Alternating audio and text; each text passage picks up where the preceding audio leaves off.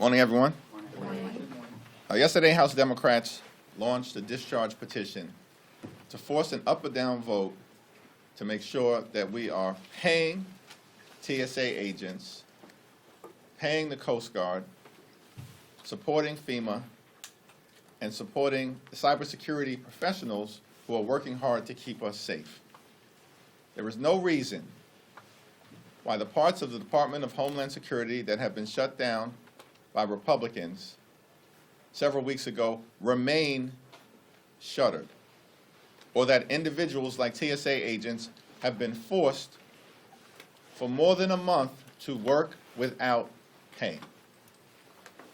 Republicans have consistently refused at this point in time to enact the type of bold, meaningful, and dramatic changes to ICE that are necessary to get ICE under control.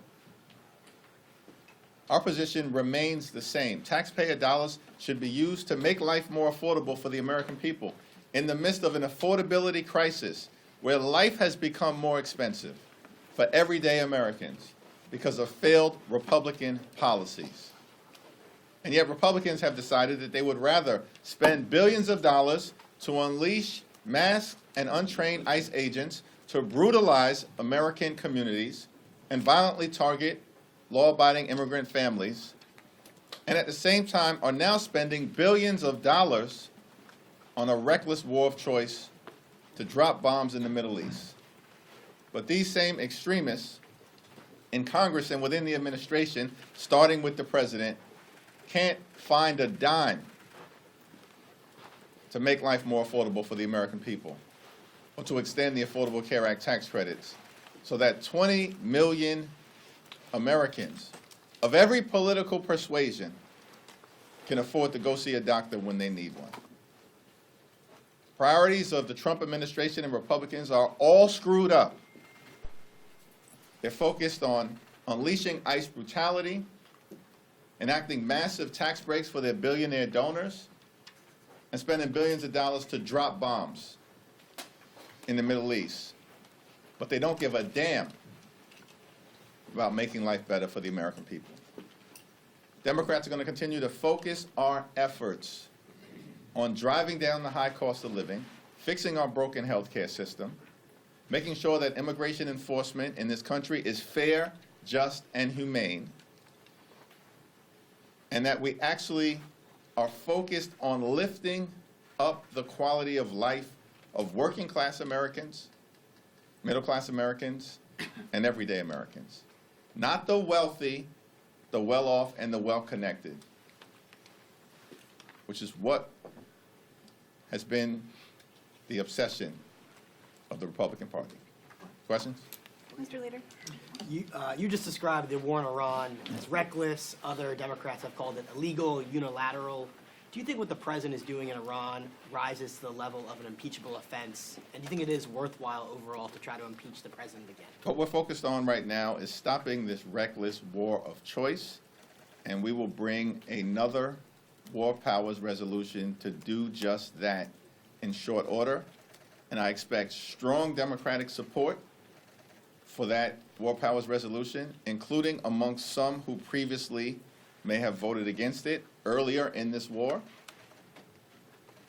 And all we'll need is a few Republicans to join us so we can stand up for the American people who are overwhelmingly opposed to Donald Trump's reckless war of choice. Mr. Leader, thank you. What's your message to TSA workers who are going without paychecks, people who are suffering in these long lines preparing to travel, who don't care about the finger pointing, who don't care about the politics, they just want Congress to get to some solution? What do you say to them? Why can't this be figured out? We should be able to get this done today.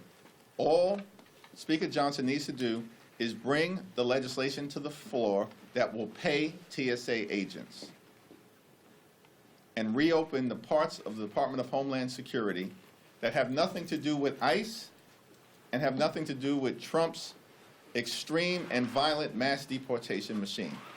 That's all that needs to happen.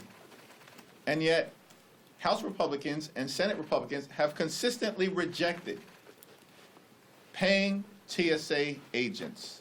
Why? It's because they don't support getting ICE under control. This is their policy. It's Trump's policy. It's Stephen Miller's policy to use taxpayer dollars to brutalize or kill American citizens, as we've seen with the cold-blooded killings of Renee Nicole Good and Alex Preddy. And the American people want that to stop. And if Republicans are unwilling to deal with that issue, they shouldn't be holding TSA agents hostage. They shouldn't be holding the American people hostage. But Republicans are intentionally creating chaos in airports all across America. It needs to end. Republicans control the House, the Senate, and the presidency. This could end today. But Republicans don't want it to. But at Mr. what Leader, point, good what morning. point, Good morning. So the administration says they're going to request $200 billion for the war in Iran. I know many Democrats oppose the war, but if Democrats were to oppose this request, does that create a problem leaving troops under hostilities in the lurch in the middle of this conflict? It's our understanding right now that there are no troops on the ground.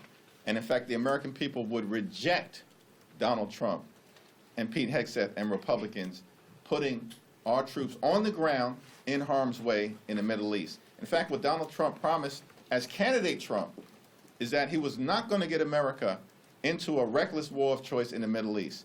But as President Trump, that's exactly what he's done. And so it's our responsibility right now to end this reckless war of choice, to end the fact that billions of dollars have already been spent, perhaps up to $2 billion a day to drop bombs in the Middle East. But these same Republicans here ripped Medicaid away from millions of people, including children and seniors.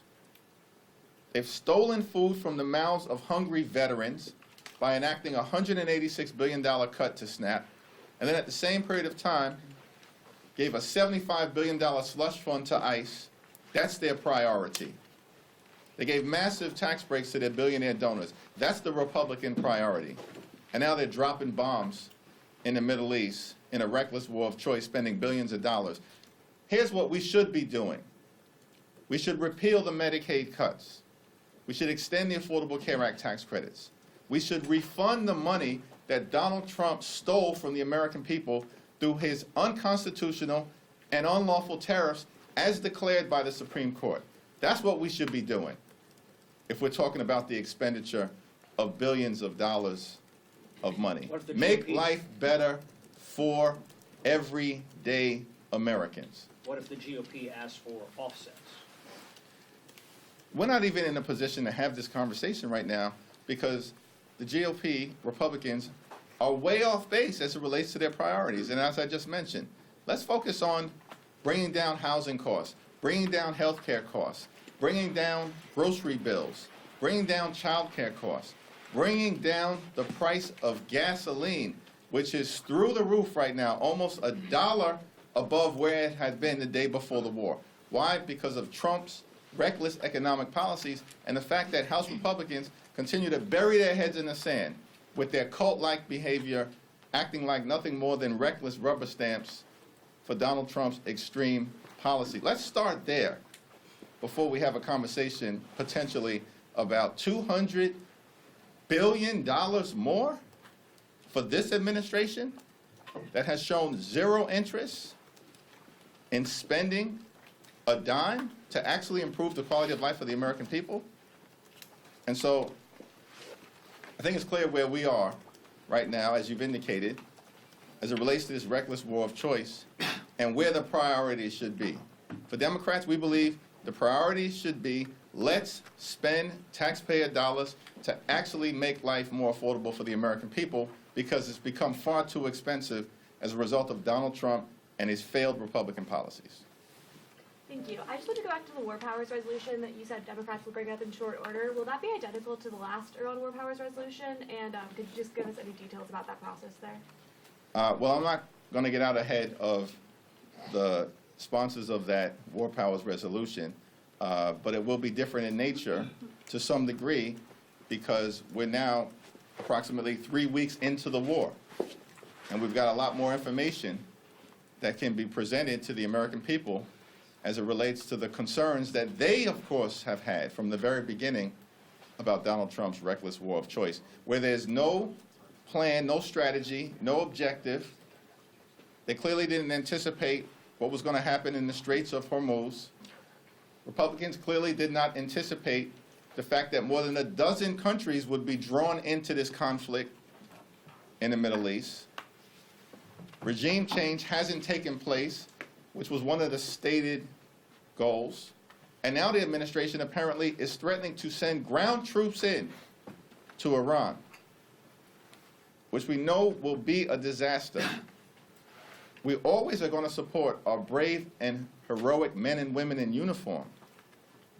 But we have a responsibility to make sure that public policy makers within this administration aren't recklessly sending our troops into harm's way. And so we look forward to a robust debate about whether to be in or out of this war. And House Democrats, as you've seen, are strongly opposed to this reckless war of choice.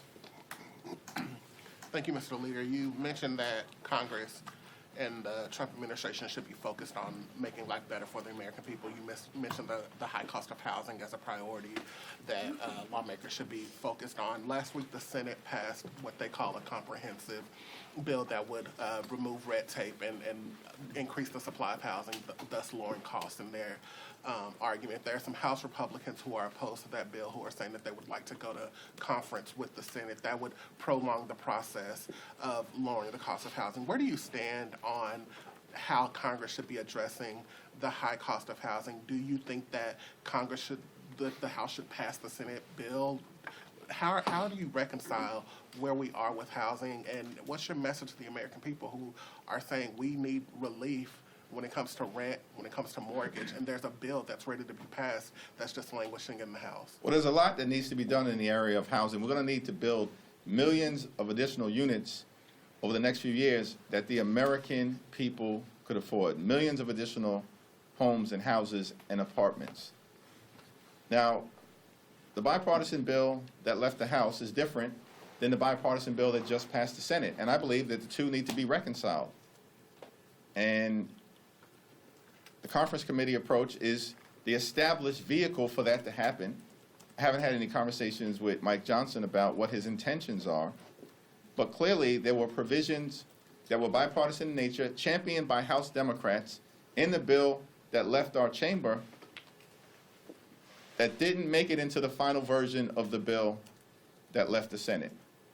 And so I'm going to continue to support the efforts of Maxine Waters and House Democrats to get some of those provisions back into any final legislative product before it makes it to the president's desk. Thanks, Mr. Leader. The next deadline for reauthorization is next month. Of course, that's FISA. Speaker Johnson has said that he's going to try and pass a clean extension. Have House Democrats had a discussion on where they are on that? Is that something that you all would likely support? We haven't had a caucus-wide discussion on it. Of course, the top Democrat on the Intel Committee, Jim Himes, has articulated one position. Jamie Raskin and Judiciary Committee Democrats, and I'm a former Judiciary Committee Democrat, have articulated a different position. And what you can expect is that every single Democrat will oppose the rule. And then we'll see where we go from there. It's clear that FISA reforms are necessary. Some improvements were made under the prior administration, but we're dealing with a very different dynamic in terms of the national security folks at the helm with respect to Donald Trump. In fact, these folks haven't even explained what the imminent threats were relative to Donald Trump's decision to strike Iran and get us involved in this reckless war of choice that's costing billions of dollars a day in taxpayer money. They haven't presented any evidence that there was an imminent threat. Even their officials who are testifying on the House side today and testified in the Senate yesterday. So there's a lot of questions that the Trump national security apparatus are going to have to answer, in our view, before there's a decision to move forward with a straightforward extension of 702. Mr. Leader, yesterday in his confirmation hearing, Senator Mark Wayne Mullen said that if he were to leave the Department of Homeland Security, he would defend the law requiring judicial warrants to enter private property, and he would not send federal law enforcement to polling sites unless there was an active threat. This marks a very stark departure from Noam's leadership at DHS and answers some key requests from Democrats in their negotiations. What is your reaction to his statements, and in conjunction with the latest White House offer, do you think that this will bring any movement to negotiations to fund the department? Well, the senator's statement as it relates to judicial warrants is very different than what Speaker Johnson and the Republican position has been in the House, and so that's going to have to be reconciled. Our view is, of course, that judicial warrants must absolutely be required under law with specificity before ICE agents can just break into the homes of the American people or law-abiding immigrant families and rip them out of their homes, often in the middle of the night, sometimes in the freezing cold. That's all outrageous and unacceptable. With respect to sensitive locations, our view is very clear, hard line in the sand. No ICE activity at sensitive locations, which include, but are not necessarily limited to, schools, houses of worship, hospitals, and polling sites. No reason whatsoever for Trump's mass deportation machine, which is violent and extreme, to conduct any activity anywhere near any of those sensitive locations. And we'll need more than a simple statement at a confirmation hearing. We need that ironclad built into the law. We've heard Trump nominees regularly give testimony at a confirmation hearing and then become cabinet secretaries and do the exact opposite. There are a lot of examples of that, including what Pam Bondi's doing right now, where she said she would not target members of the media.